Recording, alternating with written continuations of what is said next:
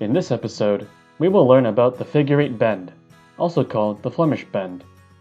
It is a knot for joining two ropes with similar thicknesses, and should not be used with ropes that differ in thickness or tied with stiff ropes. It is one of the strongest, safest, and simplest ways to join two ropes. It is also relatively easy to undo with modern synthetic ropes and can be readily checked. Here is how to tie a figure 8 bend, which is similar to tying a water knot. Form the first rope into a loosely tied figure 8.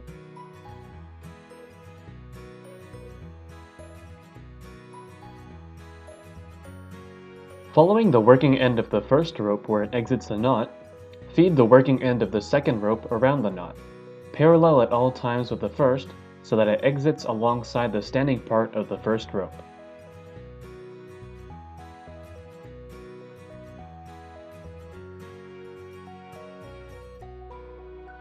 Tighten the knot a bit at a time by alternately pulling on the working ends and the standing lines, making sure it is neat and symmetrical.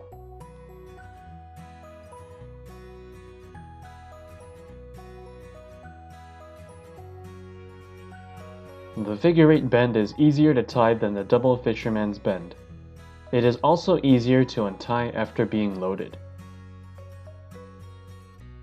Make sure to dress the knot properly and constantly inspect while tying.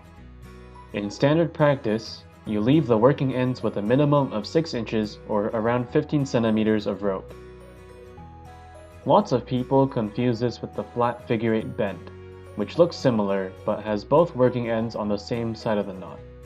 It is weak compared to the Flemish bend or figure 8 bend. There is a constant debate on whether the water knot or the Flemish bend are the best at joining two ropes together for rappelling during rock climbing.